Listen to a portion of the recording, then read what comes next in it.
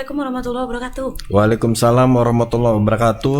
Selamat sore Medan. Selamat sore Medan. Semoga kita tetap semangat seperti jaksa penuntut umum hari ini. Benar, yang lagi menyidang berapi-api ya, menyidangkan kasus Sambo. Kasus perdananya, sidang perdana nih ya Bang.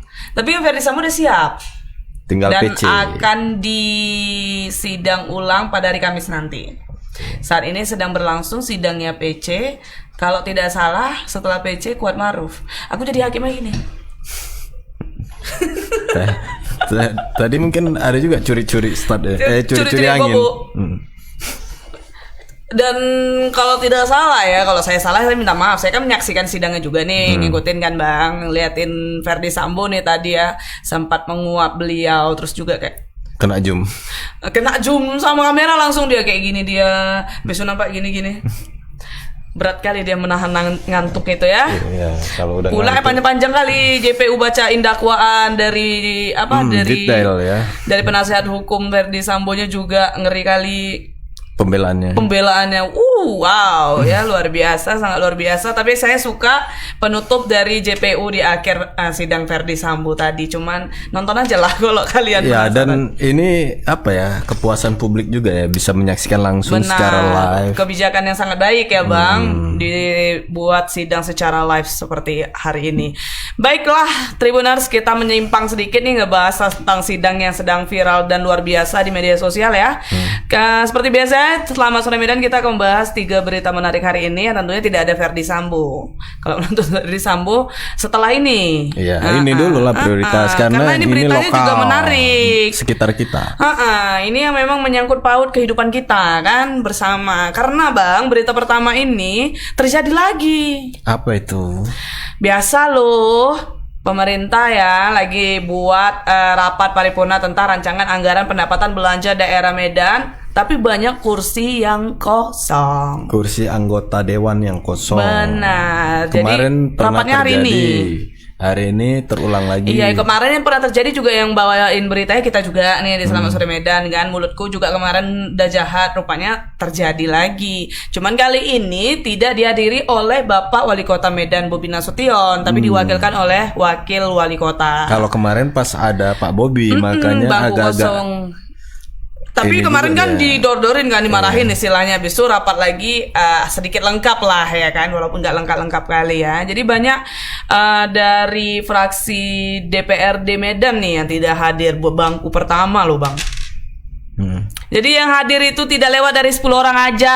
Bang bayangin, yang mau dibahas itu anggaran loh Bang untuk 2023. Sebegitu tidak penting bagi mereka itu ya. Anggaran untuk pembangunan kan? Atau apalah anggaran apalah. Predikat mereka adalah wakil rakyat. Benar. Pentingnya apa kalau gajian nggak turun gajinya? Itu penting. Tapi ya itulah, karena kan tidak ada ponis sebenarnya. Mereka masuk nggak masalah, nggak masuk nggak masalah. Karena tidak ada sanksi yang diberikan and punishment. Jadi ya aku nggak datang, gaji tetap jalan. Tunjangan tetap jalan. Aku juga nggak dibilang absen, nggak dimarahin sama bos-bosku. Maka pentingnya untuk memilih calon wakil rakyat yang bekerja dengan nurani. Benar. Cuman ada fraksi yang mengatakan nih Bang, kalau sebenarnya target apa sih, gimana sih, pokoknya ada anggarannya itu, ada aset Pemko Medan. Pokoknya Bapak Wali Kota itu disebut belum menyelesaikan apa yang direncanakannya, masih ada yang belum terrealisasi. Bahasanya seperti itulah. Terus kayak aset Pemko Medan itu masih banyak yang terbengkalai, yang padahal bisa dimasukkan ke dalam anggaran juga kayak gitu. Ada juga fraksi yang mengatakan penyusunan perencanaannya belum lengkap dari Pemko Medan. Jadi yang bilang ini ternyata Bapak fraksi DPRD Hanura, PSI dan PPP, Bapak Erwin Sehan P3 ya, PP. Jadi pendapatan daerah hingga saat ini belum mencapai target menurut dia. Koreksi dari DPRD Medan ya. Untuk lebih jelasnya kita simak dulu videonya. Ancaman dan risiko baru perekonomian global, seperti pelemahan perdagangan global, kecenderungan inflasi meningkat, perlambatan pertumbuhan ekonomi, lapangan kerja yang menurun yang disebabkan adanya krisis pangan, energi dan ekonomi yang menerpa sebagian besar negara di dunia. Rapat paripurna Dewan Hadirin yang berbahagia, telah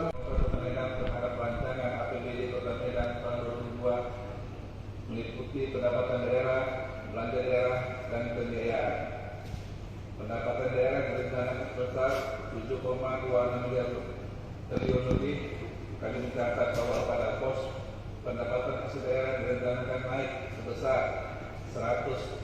Fraksi DPRD Kota Medan dan menyampaikan langsung fraksi-fraksi kepada Kota Pengantar Kepala Daerah atas Perda Kota Medan tentang RAPBD Kota Medan tahun anggaran 2023. Akhirnya rapat paripurna ini kami skor sampai dengan tanggal 24 Oktober 2022 dengan acara tanggapan jawaban kepala daerah terhadap undangan fraksi-fraksi DPRD Kota Medan atas Perda Kota Medan tentang RAPBD Kota Medan tahun anggaran 2023. Rapat kami skor. Untuk pengurusan BPJS PBI dikarenakan Kementerian hari ini sudah menuju UHJ dengan kuantitas sejumlah dana yang sudah akan mencapai unit pusat Kepres, maka sebaiknya dibuatkan kebijakan menghapus persyaratan yang menyulitkan masyarakat dengan digantikannya dengan UHJ sehingga BPJS tersebut dapat digantikan dengan Medan Sehat yang dapat dilaksanakan hanya dengan penunjukan kartu identitas kependudukan saja untuk pelayanan kesehatan. Hadirin peserta Dewan yang terhormat, selanjutnya kami akan masuk ke dalam agenda rapat paripurna Dewan hari ini. Dalam setiap penyusunan dan pengajuan rancangan anggaran pendapatan dan belanja daerah, fraksi Partai Nasdem akan tetap mengingatkan agar pemerintah Kota Medan tetap konsisten dan fokus mengutamakan program pembangunan yang terencana dan mempunyai skala prioritas membangun Kota Medan. Seluruh sumber daya ekonomi yang dimiliki daerah ini, baik itu sumber daya alam, sumber daya manusia, maupun sumber daya keuangan harus dikelola secara maksimal. Nah, tuh terlihat ya yang bagian depan ya, yang duduk di kursi baju coklat enggak? Yang baju coklat enggak termasuk, yang depan yang kursinya mewah yang udah disediain snack-snack juga. Yang Kan dipakai rugi jadinya snacknya. dari uang rakyat beli kursinya kan. Anjay. Kepake bagus. Harus di rumah, Wak. Bagus sudah orang tuh pakai kursi plastik aja atau nggak didudukin juga. Iya. Iya kan? Hah, mari kita lantamkan lagi, kita tanya sama reporter kita yang udah bersedia Ada standby. Anissa. Halo Kak Anissa. Halo Kak Muli dan Kak Tazli, selamat sore. Selamat sore sore. Kak. Kak itu gimana Kak ceritanya? Kenapa cuman segitu orang yang datang? Terus snack-snack yang nggak dipakai jadinya itu kemana dibuang? Kan rugi-rugi ini tuh namanya kan, nambahin anggaran kan, sia-sia. Silakan Kak Anissa. Baik, jadi hari ini memang ada agenda rapat paripurna terkait RAPBD tahun 2023. Di mana ini merupakan penyampaian pendapat Wakil DPRD Medan ini terhadap RAPBD yang disampaikan Wali Kota minggu lalu. Namun yang hadir ini hanya tidak nyampe 10 orang, bahkan yang 10 orang ini pun kadang bolak-balik masuk seperti Ngantuk itu. ya kayaknya. Nah, kadang dan ada juga itu wakil DPR anggota DPRD-nya yang menghadap ke belakang malah sibuk bercerita seperti itu. Jadi penyampaian nota pengantar pendapat antara DPRD ini seperti tidak sama-sama dihargai dan tidak didengarkan seperti itu. Nah, menurut Kepala DPRD Medan Bapak Hasim menyatakan bahwa tidak adanya para anggota DPRD ini karena sudah memiliki izin dari beliau. Oh, jadi semua rata-rata sudah izin nih ceritanya. Ya, katanya begitu. Dan ini izinnya ini karena ada yang ini kan ada 2 rapat hari ini. Itu rapat paripurna pertama sama rapat aturan untuk anak-anak disabilitas. Nah, jadi menurut pengakuan Pak Hasim ini bahwa mereka ini tadinya pagi datang semua, namun pas siang pergantian karena ada yang menyambut tamu di luar, ada yang rapat dengan fraksi-fraksinya, ada yang bertemu dengan fraksi lain, sehingga menurut beliau karena ini bukanlah suatu keputusan, hanya mendengarkan pendapat saja, maka itu disahkan saja seperti itu, Kak. Oh, berarti ada yang itu yang rapat-rapat paripurna yang ini tidak penting lah ya, hal yang lain yang lebih penting. Seperti itulah secara tidak langsung ya diucapkan ya. Seharusnya dihadiri oleh berapa orang ini Kak Anissa? Seharusnya dihadiri oleh 40 orang, Kak. Namun terlihat dari pantauan kita dari pukul 12 sampai selesai tadi itu hanya sekitar 10 orang saja, Kak. Yang lainnya sibuk lah ceritanya seperti itu ya. Jadi Anissa, kalau dari pihak Pemko Medan ini yang datang tadi Pak Wakil ya, Pak Bobinya kemana ini agendanya? Kalau hari ini jadwal Pak Wali itu sebenarnya ada di bazar pasar Bang yang ada di sekitaran Morelan sana. Cuman untuk jadwal seharusnya biasanya setiap hari itu ada di DPRD. Cuman hari ini berdasarkan jadwal yang kita terima itu Pak Wali menghadiri yang pasar bazar untuk pasar murah. Itu Bang. Jadi dalam paripurna tadi nota penyampaian pendapat tadi apa yang diutarakan oleh DPRD Medan? Baik, jadi kalau dari pandangan-pandangan fraksi-fraksi ini, mereka menyetujui adanya RAPBD ini. Hanya saja berdasarkan RAPBD tahun 2022 itu kan banyak yang belum terrealisasi. Termasuklah tadi aset-aset Pemko Medan yang terbengkalai yang seharusnya itu bisa menghasilkan PAD Kota Medan malah merugikan, tidak mendapat karena tidak dikelola dengan baik. Selain itu juga pajak-pajak parkir juga masih belum banyak yang bayar. Makanya dari itu terkait RAPBD 2023 ini jangan hanya dibuat saja tapi tidak dikerjakan. Seperti itu Bang. Penting padahal pembahasannya walaupun cuma dengar pendapat aja ya kan, tapi ya nggak tahu lah ya, mungkin ada yang lebih penting bagi fraksi orang-orang yang lain itu kan Bang. Iya. Oke deh kalau gitu, ini bakal ada rapat paripurna ulangannya atau bakal ditunda? Lanjutannya kapan nih? Ini lanjutannya minggu depan Bang. Agendanya jawaban. Enggak, tanggapan wali kota lagi Bang terhadap tanggapan fraksi-fraksi DPRD yang tidak dihadirin ini Bang. Oh, lanjutan pendapat ya. Jadi kalau misalnya nanti banyak lagi yang kosong, kasih tahu lagi ya Kak, biar ngomong lagi kita. Ini apa? Ini upaya dari ketua DPRD nih untuk membuat anggotanya bisa rajin. Ada nggak diungkapkan? Tadi dibilangnya kalau untuk saat ini kan karena musim pemilu katanya seperti itu Bang. Jadi ada beberapa fraksi-fraksi yang lagi rapat musyawarah pemilihan dan lain sebagainya. Jadi selama mereka izin itu tidak ada masalah karena kecuali kalau ini rapat keputusan, di mana keputusan itu tidak ada yang boleh izin. Seperti itu aja katanya Bang. Ya, ini tadi kan Anissa sebut tidak lebih dari 10 orang. Berarti namanya bisa Nisa sebutkan siapa yang hadir biar masyarakat tahu siapa yang nggak hadir, nggak usah dipilih lagi nanti. Nah, itu dia. Langsung kita ke intinya ya. Nggak usah sibuk-sibuk ngurus pemilu soalnya kan Iya. Bang. Untuk acara kayak gini aja mereka tidak menghargai Mereka loh. ngurus supaya terpilih lagi, sementara mereka nggak mau mengerjakan apa yang harusnya dikerjakan. Benar, sibuk mencari siapa nih harus kudekati supaya duitku nggak hilang ya kan. Nah, dah. Siapa aja tuh Kak yang Kakak tahu yang hadir Yang Kak? datang tadi. Kalau dari pantauan, kalau untuk nama-nama karena banyak Bang, jadi cuma tahu partai-partainya aja. Kalau dari partainya itu ada PKS, Gerindra, Hanura, Partai Gabungan, dan Partai Demokrat sih Bang. Oh, itu nggak ada ya. Yang di depan tadi siapa aja tuh? Itu Partai PKS, terus sama PDIP, itu Bang. Oh, PKS sama PDIP yang di depan.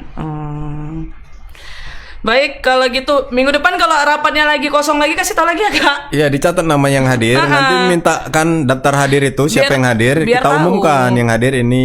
Biar tahu karena kan mau pemilu kan. Masa untuk urusan rapat kayak gini mereka tidak datang gitu loh. Tapi sibuk ngurusin pemilu, nggak masuk akal ya kegiatan yang diminta izinkannya itu dengan apa yang bakal dikerjakannya ke depan. Dan alasan Cocok ketua gitu. untuk memaklumi itu sebenarnya nggak harus dimaklumi juga. Ya kerjakan dulu ini kan gitu. Kan ini memang sudah tanggung jawab mereka seperti itu ya. Ya semoga nonton lah ini ya bapak-bapak semua yang terhormat ini yang harusnya membela atau membantu warga ya. Menyuarakan kepentingan masyarakat. Malah kepentingan pribadi nih sepertinya. Baiklah, kami jadi emosi. Mohon maaf Kak Anissa. Terima kasih banyak atas laporannya. Selamat sore. Selamat sore Yanisa. Jadi kenanya ke Anissa. Kena serang Anissa. Ya kalau nama-namanya tadi kita sebutkan kan cantik kali kan. Cantik ya, Jadi Bang. warga tahu oh yang peduli itu ini, yang nggak peduli ini, tandai. Apalagi disebutin yang tadi kan ada Bapak Hasyim ketua DPRD ngomong kalau ada yang izin karena sibuk mau ngurus pemilu. Jadi pemilihan itu disebutin namanya lebih bagus lagi, nggak akan kupilih partai ya dah. Aduh, namaste. Dia takut nggak terpilih lagi ya. adalah harusnya efek jerahnya ya. Semoga ya bapak-bapak dan ibu-ibu yang terhormat ini yang luar biasa. Baiklah Tribuners, itu berita pertama. Saya sudah terpancing emosi untuk berita pertama nih. Jadi kita langsung lanjut aja ke berita kedua Bang. Jadi berita kedua ini datang dari gubernur kita, Bapak Gubernur dan Wakil Gubernur Sumatera Utara, Bapak Edi sama Bapak Musarajeksa. Jadi Bang Ijek bercerita. Kayak curhat lah tiba-tiba ya Bang Ijek ya. Soalnya ada ternyata Bapak Edi yang meminta Bang Ijek itu untuk kenapa Edi Bapak Ijek Abang ya? Sesuai tampilan. Oh ya. Pak Edi itu kan dia berkarisma seperti bapak-bapak. Kalau Bang Ijek itu kayak anak muda. Kayak om-om lebih tepatnya Bang. Iya, hobi rally apa segala macam. Om transfer om. Nah, jadi Bang Ijek ini dia nyeritain soal yang dirinya diminta sama Bang Edi untuk menjadi ketua partai. Namun Bang Ijek menolak. Jadi dia bercerita. Jadi sebenarnya Tribuners ada menariknya nih. Dari cerita Bang Ijek ini dia bercerita kalau awal mulai itu dari udah ada 2 tahun Bang Edi ngajakin Ijek untuk jadi wakilnya di pemilihan gubernur. Namun Edi terus menolak Bang. Ijek terus menolak karena keluarganya Bang Ijek ini tidak terlalu menyukai persoalan politik. Nah terus terakhirnya dia kayak bergeraklah hatinya Bang Ijek ini, minta izin ke orang tuanya, orang tua izinin, jadilah dia seperti sekarang ini. Namun dari pengakuan Bang Ijek, dia sepertinya tidak akan melanjutkan untuk di jenjang politik lagi. Wow. Jadi ada bahasanya yang bilang belum tahu. Cuman dari cerita di sini tuh ada yang menggambarkan seperti itu ya. Ya kita tahu sebelumnya memang kejutan juga tiba-tiba Bang Ijek maju sebagai wakil gubernur Sumut. Nah rupanya itu membuat dia udahlah sampai di sinilah. Gitu, sepertinya udahlah aku udah tahu ini. Cuman ada bahasa Bang Ijek juga yang bilang aku bakal menyelesaikan yang sudah aku lakukan sekarang. Aku tidak akan melepaskan tanggung jawabku. Tapi sepertinya aku tidak akan melanjutkannya gitu. Kalau menurut aku sih untuk menjadi politisi itu Bang Ijek terlalu baik sih. Iya kan? Benar sih. Terlalu baik. Dia nggak cocok jadi politisi. Dia cocok jadi budayawan aja atau pengusaha. Dan pelayanan dia kepada masyarakat itu memang dari hati ya. Kalau berbicara sama masyarakat itu nampak polos gitu. Nggak ada yang kayak power syndrome gitu ya. Nggak ada muatan politiknya atau gimana gitu. Karena kita buktikan sendiri beberapa kali dia terjun ke masyarakat, terasa dia. Kita sendiri juga sudah, saya pribadi udah mewawancarai Bapak secara langsung berdua aja nih Tribuners eksklusif kemarin. Kagum gitu kayak aku tuh di sebelah dia tuh tidak ada merasa tertekan atau merasa dia itu punya power yang luar biasa, malahan kayak dia merangkul gitu, cara ngomongnya enak sih Bang. Bukti orang ngomongnya dari hati itu nggak terbata-bata, nggak mencari-cari kata-kata kan. Benar. Jadi ngalir aja ketika dia ngobrol tentang gimana peningkatan pariwisata, ya masuk akal semuanya. Ya, kita mungkin sebelum nanya-nanya sama reporter kita terkait curhatan Bang Ijek ini, kita saksikan dulu video berikut ini Bang. Yeah. Jalan waktu Pak Edi mau maju meminta saya untuk menjadi wakil 2 tahun. Saya ingat betul 2 tahun saya bertahan tak mau. Saya kenal Pak Edi ini dari pangkat beliau mayor, sangat dekat seperti abang saya. Jalan waktu ya panjanglah ceritanya, akhirnya sudah luluhlah orang tua itu mengizinkan. Akhirnya saya meminta waktu istiqoroh, saya umroh, akhirnya saya iakan bersama lah kalian.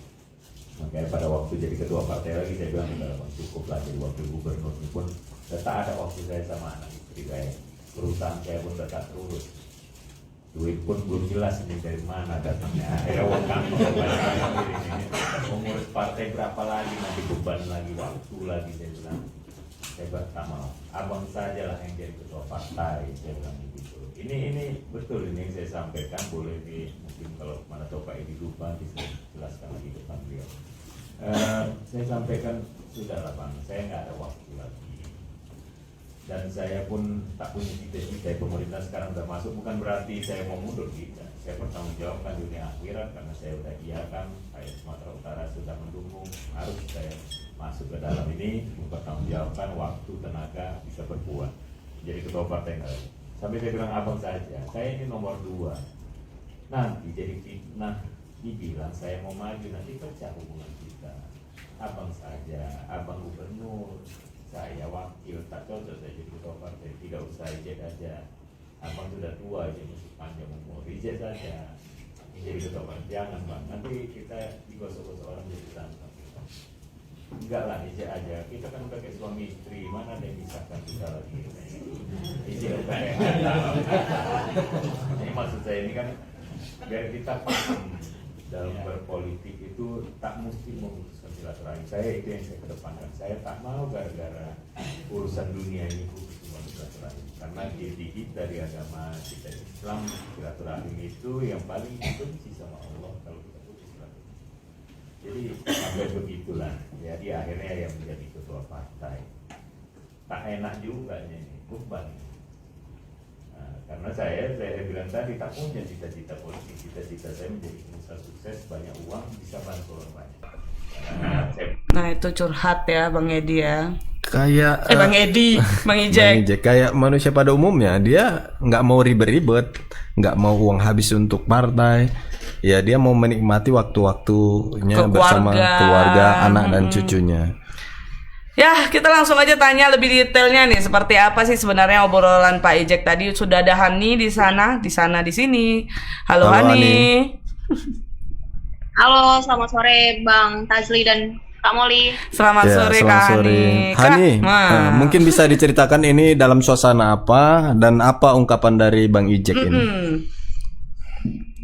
Nah, tadi sebenarnya itu dalam suasana silaturahmi Partai Demokrat Sumut ke kantor Golkar. Jadi memang Partai Demokrat dalam beberapa minggu ini mereka mengunjungi beberapa partai. Kemarin mulai dari Partai Nasdem, terus juga Perindo, PKS, dan hari ini jadwalnya mereka mengunjungi Partai Golkar. Jadi tadi mereka saling bercerita, berbagi cerita, dan tadi Pak Musa Rajeksa, Wakil Gubernur Sumatera Utara, tadi membagikan cerita itu yang sebenarnya sebelumnya belum pernah dia beritahu ke publik mengenai bahwasanya sebenarnya menjadi ketua partai itu juga merupakan permintaan dari Gubernur Sumatera Utara Edi Rahmayadi. Dan memang sebenarnya Pak Ijek mengaku tadi beliau sempat menolak permintaan Pak Edi agar dia menjadi ketua partai karena memang Pak Ijek mengaku dia nggak ada target di politik dan nggak ada cita-cita di politik juga. Cita-citanya cuma mau jadi pengusaha sukses, lebih sukses dari orang tuanya. Dan Pak Ijek juga mengatakan bahwasanya memang orang tua beliau itu sangat tidak mendukung anak-anaknya itu menjadi bagian atau bergabung di pemerintahan. Jadi orang tuanya Pak Ijek ini menginginkan anak-anaknya cukup menjadi pengusaha, terus juga bisa memiliki penghasilan yang cukup dan bisa membantu orang lain. Tapi pada akhirnya karena ya beliau menganggap sepak terjangnya di politik, terus juga berkesempatan menjadi wakil gubernur itu merupakan bagian dari takdir gitu. Dan tadi cerita itu juga Pak Ijek mengatakan beliau ingin mengingatkan bahwa di politik ini yang namanya silaturahmi harus tetap dijaga gitu. Bang Satri dan Mufti. Sebenarnya masa bakti untuk Bang Ijek sebagai ketua DPD Partai Golkar ini sampai kapan nih Hani? Karena Pak Ijek terpilihnya pada tahun 2020, mungkin sampai 2025 nanti Pak. 2024 atau 2025. Yeah. Oke.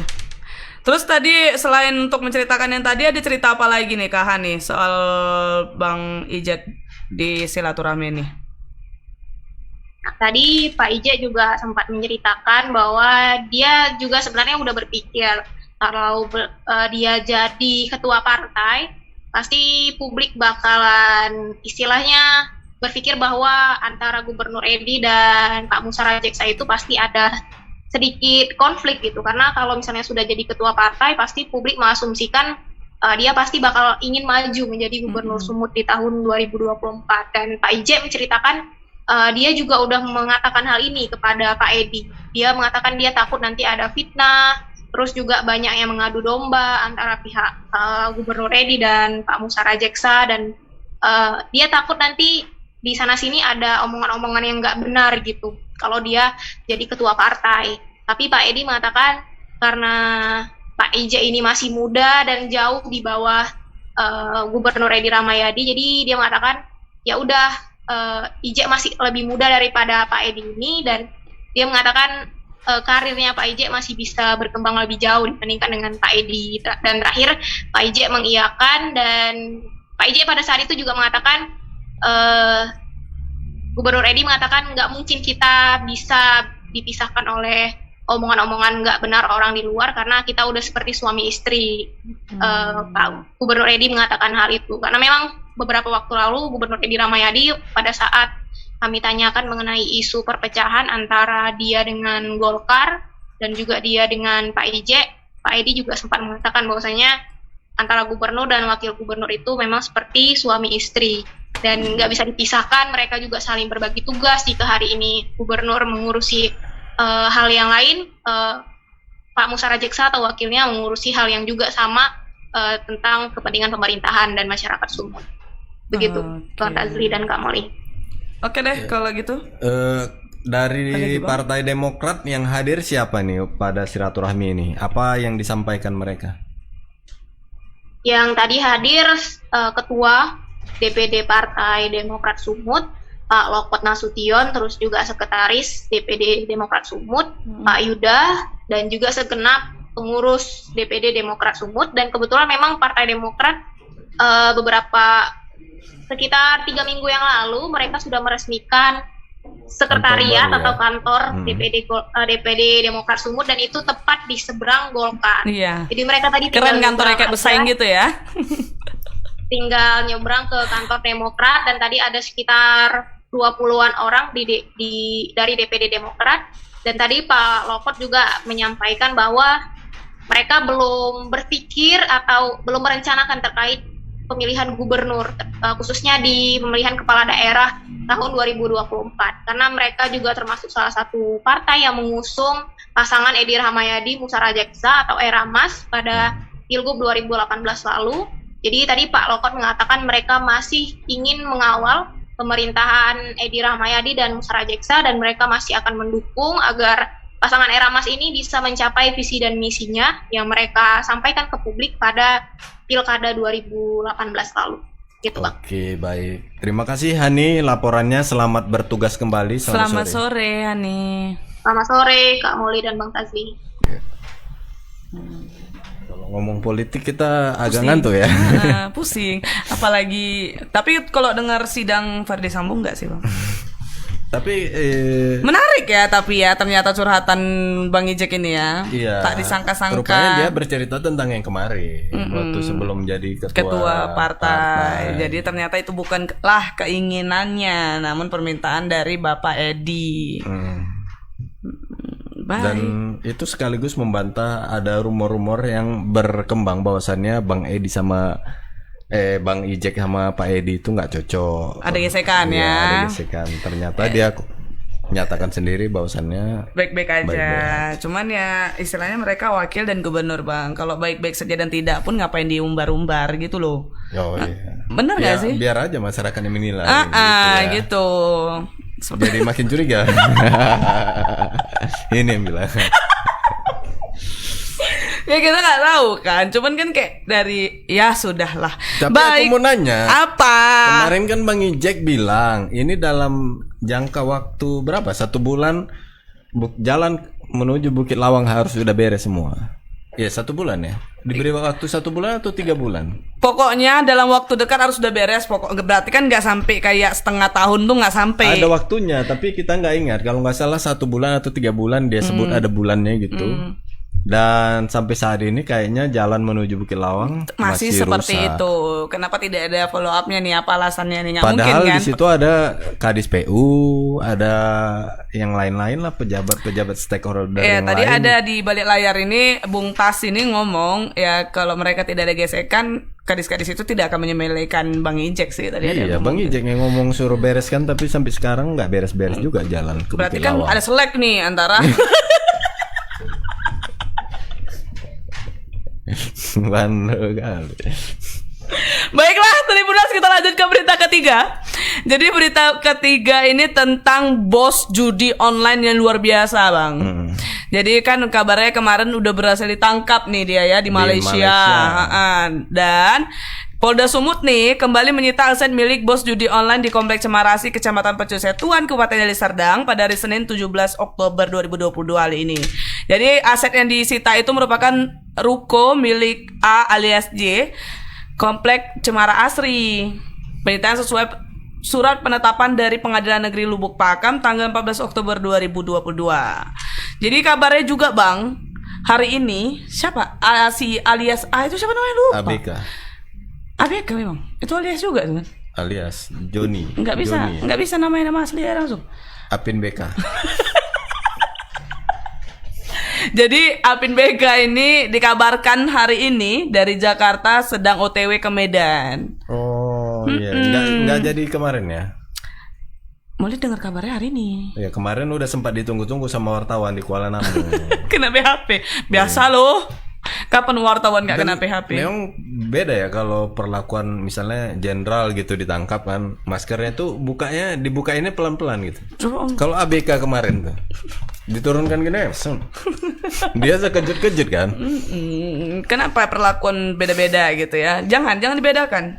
Oke, jadi sampai saat ini taksiran harga ruko taksiran harga 5 ruko tingkat 3 bangunan yang disita mencapai 20 miliar rupiah. Kemarin 42 miliar dari dua Tambah. kali sitaan, tambah ini 62 miliar. Banyak aja duit dia kan? Jangan memang masih banyak lagi.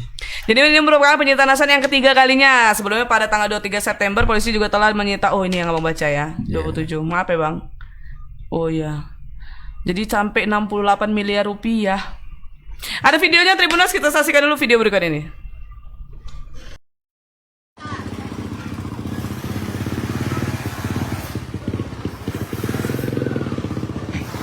Selamat siang kawan-kawan Tribun Medan. Jadi saat ini saya sedang berada di Komplek Cemara Asri, di mana saat ini Direktorat Reserse Kriminal Khusus Polda Sumut melakukan penyitaan terhadap aset milik bos judi online A atau J yang Jumat lalu berhasil ditangkap di Malaysia. Jadi aset yang disita saat ini ada 3 ruko.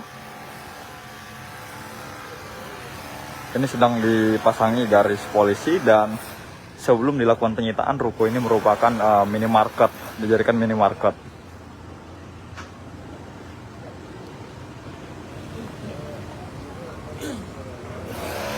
Jadi ini ruko ini, 3 ruko ini disita setelah adanya penetapan dari Pengadilan Negeri Lubuk Pakam, makanya langsung dilakukan penyitaan oleh pihak kepolisian. Nah, berdasarkan data yang kami terima, 3 ruko ini harganya itu mencapai 8 miliar.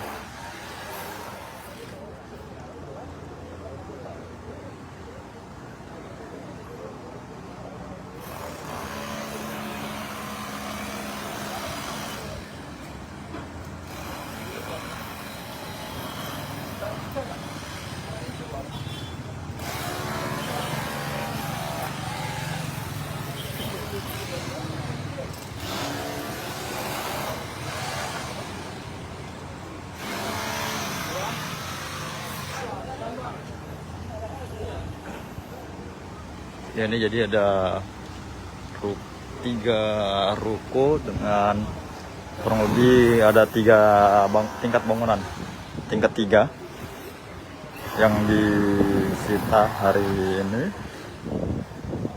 Tapi seperti nanti akan berlanjut ke beberapa aset lainnya. Nah tuh bayangin 68 miliar rupiah asetnya bang. Aku sih yakin karena perputaran judi online itu luar biasa per Sangat hari. cepat iya ya kan. Jadi, Cuman ya, pertanyaanku satu bang, segitu banyak duit dia berarti kan? Kenapa dia larinya cuman ke Malaysia? ya, Langsung Zimbabwe gitu. mungkin dia mengira kalau semakin banyak penerbangan itu semakin terlacak. Gitu. Jadi terbang aja sekali, habis itu menghilang gitu. Rupanya ya namanya jaringan polisi ini hingga internasional ya gampang aja lah bagi polisi. Kalau mau. Kalau nggak mau ketahuan ke hutan Amazon sih ya kan bang? Iya, Nggak ada sama polisi, piranha no. itu berenang-berenang kan. Nggak ada polisi kan di sana kan? Baiklah kita langsung aja tanya sama reporter kita yang sudah ready to go nih. Ada Bang Ferdi Sambo. Halo bang, gimana sidang hari ini bang? Iya, halo. Di jalan-jalan ke mall lah bang ya. Halo Molly dan juga Bang Taji. Jadi memang saat ini saya sedang berada di Bandara Kuala Namu Oh, duduk. melihat kedatangan dari bos judi online. Oh itu lagi yang nunggu ya? Sebelumnya sudah ditangkap ya di Malaysia. Jadi memang betul bahwa hari ini tadi Polda Sumut melakukan penyitaan di 2 titik di Komplek Cemara Asri, aset milik buronan atau yang sudah ditangkap ya, Apin BK itu senilai sekitar 20 miliar. Jadi aset itu adalah sebelumnya disewakan atau digunakan untuk minimarket, dan satu aset lagi itu digunakan untuk bisnis jual beli mobil atau showroom. Jadi total aset itu memang sejauh ini yang sudah disita itu ada sekitar 68,8 miliar, dan rencananya besok polisi akan melakukan penyitaan lagi untuk rumah mewah bos judi online ini. Besok ya? Jadi besok itu. Jadi rumah mewah itu sekitar taksiran harganya itu satu rumah 30 miliar. Ada berapa rumah? Satu aja bang? Satu. Lokasinya satu, tahu dan di mana? Lokasinya masih di lokasi yang sama bang, di Komplek Cemara Asri. Oke. Tapi masih menunggu keputusan dari Pengadilan Negeri Lubuk Pakam gitu bang. Oke bang, ini bisa ditunjukkan nggak situasi dan suasana dari menunggunya kedatangan siapa sih? Apin BK. Apin BK. Oh banyak juga ya dari pihak itu Bang Indra kan ya? Jadi ini saya sedang berada sama Bang Indra sambil menunggu juga dia ngambil video, dan seperti ini suasana di Bandara Kuala Namu ini ada banyak polisi dan juga pengamanan juga ada di mana-mana. Dan ya, awak media juga menunggu karena dijadwalkan PIN itu sampai 16.30 ya. 16.30. Dan saat ini masih menunggu, dan ini polisi sudah berjaga-jaga di udah 1 jam ya bang? Pintu keluar. Ini para polisi juga udah nunggu hampir 1 jam juga nih? Iya, sudah menunggu semuanya. Oke, memang tapi bakal datang hari ini kan bang? Iya pasti, sudah mau sampai pesawatnya. Oke deh. Setelah dari sini langsung kemana nih Apin BK-nya bang di bawah? Jadi setelah dari Bandara Kuala Namu nanti akan langsung dibawa ke Polda Sumut. Jadi nanti akan dijebloskan ke sel tahanan milik Polda Sumut. Kan sebelumnya itu dibawa dari Malaysia ke Barreskrim, di Barreskrim menjalani pemeriksaan selama dari hari Jumat 1 minggu selama 2 hari, dan hari ini dari Jakarta dibawa ke Medan. Gitu. Oke. Freddy, untuk anak buahnya yang kemarin 14 resmi ditetapkan sebagai tersangka itu gimana perkembangannya? Ya memang, jadi memang 14 orang dari 15 yang diamankan di Pekanbaru, 14 sudah ditetapkan tersangka. Di antaranya mereka itu adalah operator dan berbagai jabatan lainnya. Sementara 1 orang lagi tidak ditetapkan tersangka karena sejauh ini belum ditemukan kaitannya begitu bang. Terus sejauh ini 15, 16 ada 16 tersangka yang sudah ditetapkan dan sudah ditahan, termasuk bos judi online yang masih berada di dalam perjalanan menuju ke Medan ini bang. Berarti 1 orang yang tidak terbukti itu dipulangkan ya? Iya. Oke. Gitu, bang, ini Apin BK datang sendirian nih dari Malaysia atau bersama keluarganya juga ikut? Dia datang sendirian dan mungkin didampingi dari pihak kepolisian. Keluarga kan memang sejauh ini keluarga itu terakhir kali informasinya sudah tidak berada di Medan dan sudah dilakukan pencekalan agar tidak kabur ke luar negeri. Tapi status untuk keluarganya sendiri, baik anak, istri, dan juga orang tua beserta adiknya itu masih sebatas saksi. Jadi belum ditetapkan sebagai tersangka begitu. Molly dan juga Bang Fazli. Harusnya lagi kayak gini dia masuk ya kan, biar langsung disiarkan secara langsung ya. Cuman kita belum tahu pasti nih dia bakal keluar di jam berapa ya Bang. Iya, nanti kita harapkan Freddy bisa menyiarkan secara langsung di Facebook kedatangan Apin BK ini. Ini akan beralih langsung ke Bang Indra. Oke, mantap. Oke. Freddy, selamat bertugas kembali. Selamat sore. Selamat sore Bang. Selamat sore Molly Bang Fazli. Nah tuh Tribuners, jadi reporter kita lagi ada di Kuala Namu nih menunggu kedatangan Apin BK yang dari Jakarta menuju ke Medan ya. Dan setelah sampai di Medan nanti bakal langsung dijebloskan ke sel mana tadi Bang? Sel Polda Sumut. Polda Sumut. Itu dia, sayang banget ya. Harusnya tadi kayak lagi live Bang Freddy-nya langsung keluar deh tiba-tiba biar langsung aku yang nanyain, "Cem, habis duit semua Cem." Jadi udah dapat gembongnya nih. Keluarganya kan tinggal gampang kan? Iyalah. Masa dia nggak tahu di mana istri dan anaknya? Ya berarti dalam beberapa hari ini kita tunggu aja beritanya. Enggak, sebenarnya keluarganya memang udah dapat jukian juga kan Bang? Udah dipanggil sekali untuk diperiksa, datang. Dipanggil kedua kali, datang, habis itu izin pulang. Kalau nggak salah. Aku lupa kalau dipanggil sekali datang, dipanggil kedua kali nggak datang. Rupanya udah ke Malaysia juga. Udah hilang di rumahnya, nggak ada. Di Malaysia juga. Ya kalau kayak gitu perlakuannya bisa mencurigakan ya. Dari saksi bisa jadi ke tersangka. Benar. Seharusnya kalau memang yang kerja suaminya aja dia cuma makan duitnya aja ya udah ya kan Bang. Iya. Nggak usah ikut sok dia terlibat juga dalam perjudian online itu. Tapi mana tahu dia terlibat kan? Iya, mana tahu keuangan bagian keuangannya juga dia yang handle, biasa lo perempuan kan. Apalagi TPPA-nya kan, tindak pidana pencucian uangnya, TPPU. Mana tahu dia terlibat kan di penyalahgunaan itu. Baiklah, Tribuners, itu dia tadi 3 berita kita hari ini. Yang pertama tadi ada tentang dari rapat paripurna DPRD Kota Medan yang dihadiri kurang dari 10 orang dan banyak bangku yang kosong. Terus berita kedua tadi ada tentang apa Bang? Tentang Bang Ijek yang mengaku ya masa lalunya itu dulu disuruh sama Pak Edi untuk jadi ketua partai. Namun Bang Ijek bilang nanti kita jadi bersinggungan, tapi Bang Edi menyatakan nggak apa-apa, biasa itu. Gitu-gitulah pokoknya curhatan Bang Ijek lah intinya ya. Yang ketiga tadi ada tentang dari bos judi online Apin BK yang kedatangannya dari Jakarta menuju Medan nih sedang dinantikan oleh wartawan kita yang kemungkinan nanti bakal di live-kan juga secara langsung di Facebook Tribun Medan. Jadi Tribuners, pastikan kalian kalau ingin mencari informasi berita terupdate, teraktual, inovatif ya. Inovatif apaan anjir? Bisa dibaca di portal kita medan.tribunnews.com dan media sosial kita ada YouTube, Facebook, Instagram, Twitter, Snack Video dan lain-lain. Dan lain-lain. Jadi Tribuners, aku juga mau ingatin kalian kalau kalian kepengen coba kopi yang enak punya lokal, kalian bisa cobain dari Awi Coffee. Ini kopinya enak banget. Apalagi kalau nggak pakai gula. Tuh bagi penikmat kopi ini sangat menyukai Awi Coffee yang setiap hari diseduh, dibuatnya di satu kantor ini bu kopi ya. Terus kalian juga untuk ciwi-ciwi yang kepengen tampil cantik, menawan, anggun, rupawan seperti aku, supaya nggak diputusi sama cowoknya, ya rawatlah diri dengan Winnie Art _CLR ya. Jadi kalian di situ bisa LS, bisa nail art. Jadi bisa cat rambut juga bahkan. Kalau mau wisuda gitu bisa salon. Bisa kan? Bisa juga. Jadi langsung aja kontak aja. Dia adalah home service. Jadi kalian bisa langsung buat schedule janjian tanggal DM jam aja dia datang ke rumah. Iya kan? Kak, udah datang gitu ya. Iya. Keren sih dia. Baiklah, Tribuners, terima kasih sudah menyaksikan Selamat Sore Medan. Jangan lupa terus saksikan Selamat Sore Medan setiap hari Senin sampai Jumat jam 17 waktu Indonesia Barat. Kalau gitu saya Molly, saya Tazli, dan kru yang bertugas pamit undur diri. Mohon maaf apabila ada salah kata dan perbuatan. Assalamualaikum warahmatullahi wabarakatuh. Waalaikumsalam warahmatullahi wabarakatuh. Selamat Sore Medan. Kalau closing dia semangat ya. Iya, karena udah mau habis.